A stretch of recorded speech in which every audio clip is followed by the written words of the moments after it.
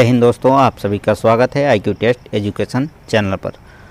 दोस्तों, ये weekly current affair है और 1 जनवरी से 8 जनवरी के बीच जो भी प्रमुख घटनाएं घटी हैं वो क्रमवार इस वीडियो में आपको मिलेगा। और ख़ास बात ये है कि डेली करंट अफेयर तो आप रोज़ पढ़ते हैं, तो वीकली करंट अफेयर भी पढ़ने की आदत डालिए। पूरे सप्ताह का जो भी करंट अफेयर है वो आपको सब इसमें मिलेंगे, लेकिन सब नहीं मिलेंगे। वही क्वेश्चन मिलेंगे जो आपके परीक्षाओं में आने की पूरी दमखम रखता है। तो दोस्तों, मैं आशा करता हूं कि आप लोगों को ये वीडियो अच्छा लगेगा। अगर आप लोगों को अच्छा लगे तो चैनल को सब्सक्राइब कर लीजिएगा। तो चलिए स्टार्ट करते हैं। वीकली करंट अफेयर के बारे में जानेंगे आज पूरा एक तरफ से। दोस्तों, मैं पूरा सीरीज चलाऊँगा इसको 2022 पूरे साल आपको करंट अफेयर वीकली मिलेगा और मंथली करंट अफेयर मैं देता ही हूँ। अगर जो भाई बहन वीडियो मंथली नहीं देखे हैं, नवंबर और दिसंबर का मैंने मंथली करंट अफेयर डाल दिया है, तो प्लेलिस्ट भी बना दिया है, तो उसमें आप जाके देख सकते हैं। और ये वीकली करंट अफेयर का जो वीडियो है इसका एक अलग प्लेलिस्ट होगा, तो उसमें आपको अलग मिल जाएगा। तो चलिए स्टार्ट करते हैं। पहले शुरू करते हैं मेजर ध्यानचंद विश्वविद्यालय। अभी हाल ही में चर्चा में रहा। इसका उद्घाटन किया किसने? नरेंद्र मोदी जी ने। ये स्थित कहाँ है? तो मेरठ में है। मेरठ कहाँ है? उत्तर प्रदेश में। मेरठ के सरधना कस्बे के सलावा कैली गांव में स्थित है। ठीक है। और इसकी लागत जो है 700 करोड़ रुपए है। क्षमता कितनी है? 540 पुरुष और महिला दोनों हैं। कुल टोटल 1080 खिलाड़ी इसमें प्रशिक्षण ले सकते हैं। इसका उद्देश्य क्या है?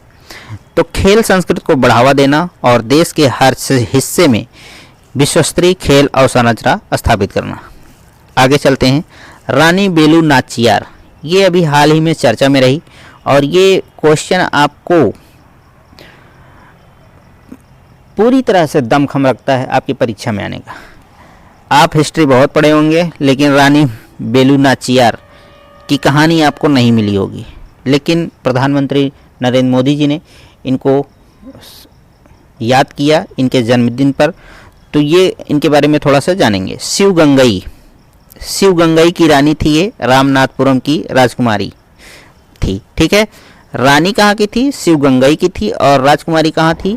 तो रामनाथपुरम की राजकुमारी थी। पीएम नरेंद्र मोदी ने रानी बेलू नाचियार के जयंती पर उनको याद किया। ठीक है। रानी बेलू का जो कार्यकाल है 1730 से 1796 के बीच रहा। शिवगंगा स्टेट की शासकिया रही हैं। ठीक है। और शिवगंगा स्टेट है कहाँ? तो ये था मद्रास प्रेसिडेंट में। ठीक है। मदुरा जिले में, और वर्तमान में ये तमिलनाडु में स्थित है। तमिलनाडु में। ठीक है। ये तमिलों द्वारा वीरमंगई कही जाती थी। क्या कही जाती थी? वीरमंगई। वीरमंगई का अर्थ होता है बहादुर महिला। ठीक है। रानी बेलू मजदूरी युद्ध वाली पहली भारतीय रानी थी। मजदूरी युद्ध से क्या मतलब है कि ये पैसे लेके लड़ती थी। इनका कोई उद्देश्य नहीं था, ये सिर्फ पैसे लेकर युद्ध करती थी। ये इनको जो भी अच्छा पैसा दे देता था उसी के साथ ये युद्ध में शामिल हो जाती थी। तो दोस्तों, ये थी रानी बेलू नाचियार के बारे में जानकारी, छोटी सी, और आपके परीक्षा में हिस्ट्री में भी बन जाएगा, करंट अफेयर में बन जाएगा, तो आप लोग इसको ध्यान में रखिएगा। Kalpana Chawla centre for research in space science and technology संस्थान का किस स्थान पर उद्घाटन हुआ? तो ये हुआ चंडीगढ़ विश्वविद्यालय में। चंडीगढ़ विश्वविद्यालय। चंडीगढ़ आप सभी जानते हैं कि 2 राज्यों की राजधानी है, एक पंजाब की और दूसरी हरियाणा की। 2021 में विश्व का सर्वाधिक डाउनलोड किया जाने वाला ऐप कौन सा है? तो ये टिकटॉक है। ठीक है। आपके पेपर में आ सकता है। और टिकटॉक का संस्थापक कौन है? तो झांग यिमिंग है। ठीक। ब्रिक्स नव विकास बैंक ने किस देश को अपने नए सदस्य के रूप में चुना है? अभी तक इसमें 5 देश थे, ब्राज़ील, रसिया, इंडिया, चाइना, साउथ अफ्रीका। छठा देश जुड़ा है मिस्र। ठीक है। और ब्रिक्स का मुख्यालय कहाँ है? तो संघाई। संघाई कहाँ है? चीन में। ठीक। अब थोड़ा सा मिस्र के बारे में जानेंगे। इसको इंग्लिश में इजिप्ट भी कहते हैं मिस्र को। और इसका कैपिटल है कायरो। कायरो पढ़िए या कैरो पढ़िए। संसार की सबसे लंबी नदी कहाँ है? नील नदी मिस्र में ही बहती है उसमें। और नील नदी का उद्गम स्थल क्या है? तो विक्टोरिया झील है। और अफ्रीका की सबसे बड़ी झील है ये विक्टोरिया झील। ठीक है, आपको जीएस के 2-3 क्वेश्चन मिल गए। एक सबसे बड़ी नदी, सबसे बड़ी नदी है और ठीक है नील नदी है, और इसका उद्गम कहाँ है? तो विक्टोरिया झील में है, और विक्टोरिया झील अफ्रीका की सबसे बड़ी झील मानी जाती है। ठीक है, आगे चलते हैं। 2021 के लिए हिंदी भाषा का साहित्य अकादमी पुरस्कार किसे दिया गया? तो ये दिया गया दया प्रकाश सिन्हा को। ठीक है, इनके बारे में जानेंगे। तो इन्हें शॉर्ट में डीपी सिन्हा भी कहते हैं। ये आईएएस के सेवानिवृत्त अधिकारी हैं। साहित्य अकादमी पुरस्कार 2000 के लिए इन्हें सम्मानित किया गया। और किस रचना के लिए किया गया? तो सम्राट अशोक के लिए इनको सम्मानित किया गया। इन्होंने सम्राट अशोक के बारे में लिखा, उसके लिए इनको साहित्य अकादमी पुरस्कार 2021 दिया गया। देश की पहली कागज रहित अदालत तो वो है केरल हाई कोर्ट। ठीक है, केरल के बारे में थोड़ा सा जान ले तो केरल मालाबार तट पर स्थित है, पहली बात। और इसका मुख्य भाषा क्या है? तो मलयालम है। केरल को एक चीज़ कहा जाता है खास, गॉड्स ऑन कंट्री कहा जाता है। केरल को गॉड्स ऑन कंट्री भी कहा जाता है। अगला क्वेश्चन है, रेलवे बोर्ड का नया chairman Vinay Kumar Tripathi. Railway group D वाले इसको ध्यान में रखेंगे। किस महिला क्रिकेटर को 2021 का सर्वश्रेष्ठ खिलाड़ी चुना गया? तो वो हैं स्मृति मंधाना, जो भारतीय क्रिकेट की जो महिला टीम है उसकी ये एक सदस्य हैं। अंडर 19 विश्व कप 2021 के बारे में अगर बात किया जाए तो विजेता कौन था? तो ये भारत था और उप विजेता श्रीलंका। मेज़बानी कहाँ हुई, मतलब खेला कहाँ गया? तो ये संयुक्त अरब अमीरात में खेला गया। कुल कितनी टीमें भाग ली? तो 8 टीमों ने भाग लिया। प्लेयर ऑफ द सीरीज किसे दिया गया? तो ये हरनूर सिंह पन्नू को दिया गया, जो भारत के खिलाड़ी हैं। सर्वाधिक रन किसने बनाया? तो शेख रशीद ने बनाया। और सर्वाधिक विकेट किसने लिया? तो जिसान जमीर ने लिया, ये पाकिस्तान के हैं। ठीक है, और शेख रशीद सर्वाधिक जो रन बनाए हैं तो वो भारत के ही हैं। तो आपको ज़्यादा नहीं ये वाला पोर्शन याद रखना है। विजेता कौन था? भारत था। उप विजेता कौन था? श्रीलंका था। ज़्यादा खास तौर पे संभावना यही है कि यहीं से क्वेश्चन आपको मिल जाएंगे। लेकिन अगर अंडर 19 विश्व कप के बारे में कोई भी क्वेश्चन उठाया जाता है तो ये आपके लिए पर्याप्त है। ठीक है, आगे चलते हैं। साहित्य अकादमी पुरस्कार 2021 की लिस्ट छोटी सी है, उसको देखते हैं। कुल 20 भाषाओं में दिया गया। वैसे तो 24 भाषाओं में दिया जाता है, लेकिन इस बार अभी 20 ही भाषाओं में दिया गया। और अकादमी सचिव कौन है? तो श्रीनिवास राव जी हैं। हिंदी के लिए किसे दिया गया? जैसे कि मैं ऊपर बता चुका हूं, दया प्रकाश सिन्हा जी को दिया गया है। सम्राट अशोक के लिए। अंग्रेजी के लिए किसे दिया गया है? नमिता गोखले जी को दिया गया है। थिंग्स टू लीव बिहाइंड के लिए दिया गया है। Things to leave behind.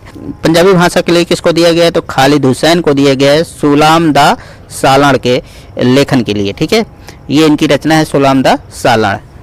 दोस्तों, साहित्य अकादमी पुरस्कार के अंतर्गत ही युवा पुरस्कार एवं बाल साहित्य पुरस्कार 2021 की भी घोषणा की गई है। ठीक है, तो युवा पुरस्कार के बारे में बात करेंगे, फिर बाल साहित्य के बारे में बात करेंगे। तो युवा पुरस्कार हिंदी में दिया गया हिमांशु वाजपेयी जी को। इनकी कहानी संग्रह थी किस्सा लखनऊआ।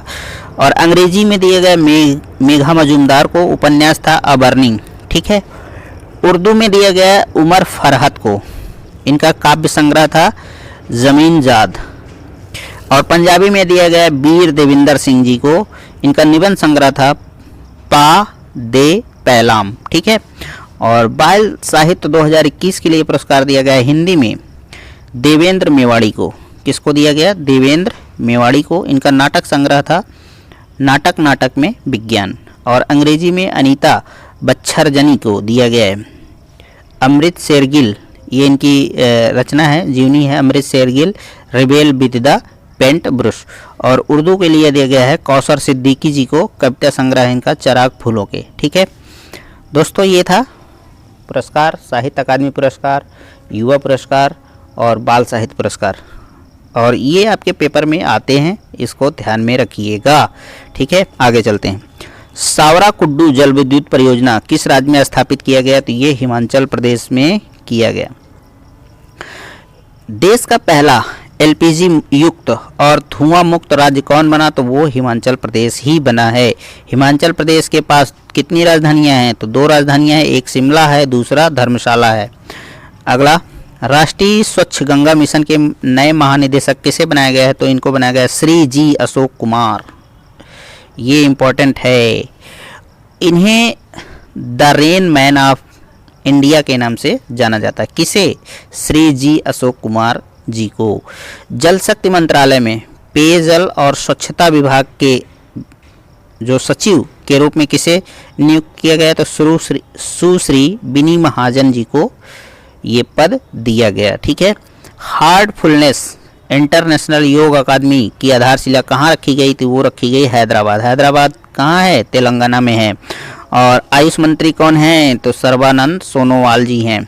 ये असम के पूर्व मुख्यमंत्री भी रह चुके हैं। राष्ट्रीय विज्ञान दिवस 2022 की थीम क्या है भाई? ये इम्पोर्टेंट है। दीर्घकालिक भविष्य के लिए विज्ञान और प्रौद्योगिकी में एकीकृत दृष्टिकोण। इसको आप लोग ध्यान में रख सकते हैं, ये आपके पेपर में बराबर आता है, बहुत इंपॉर्टेंट क्वेश्चन है भाई साहब। अब बात करेंगे 25वां राष्ट्रीय युवा महोत्सव 2022 के बारे में। प्रारंभ कब होगा? तो 12 जनवरी को होगा। 12 जनवरी को जन्म हुआ था स्वामी विवेकानंद जी का। ठीक है, स्वामी विवेकानंद जी का जन्म भी हुआ था। और ये खेल कब हुआ समाप्त होगा? तो 16 जनवरी को। ठीक है। स्थान मतलब ये खेल कहाँ होगा? तो पुदुचेरी में होगा। इसकी टैगलाइन क्या है? सक्षम युवा सशक्त युवा। खेल मंत्री कौन है? तो अनुराग ठाकुर जी हैं। अगला, आयुष आहार योजना किस मंत्रालय द्वारा शुरू की गई है? तो ये है आयुष मंत्रालय द्वारा। ये इंपॉर्टेंट है, इसको हल्के मत लीजिएगा। अगला देखते हैं, हाल ही में किस देश ने लोगों की ऑनलाइन जासूसी के कारण फेसबुक और गूगल पर जुर्माना लगाया? तो वो फ्रांस ने लगाया है। दोस्तों, हम आप जान भी नहीं पाते हैं कि फेसबुक और गूगल के माध्यम से हमारी जासूसी की जा सकती है। इसी को फ्रांस सरकार ने पकड़ लिया और उस पर करीब 1700 क्या 1800 करोड़ का जुर्माना लगाया गया इन दोनों कंपनियों के ऊपर।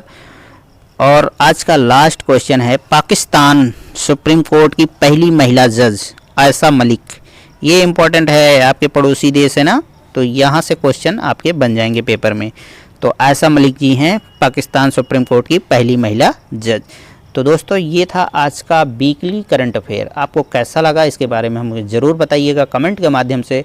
अगर आपको वीडियो अच्छा लगे तो शेयर कर दीजिएगा, चैनल को सब्सक्राइब कर लीजिएगा। बस आज के लिए इतना ही। जय हिंद, वंदे मातरम।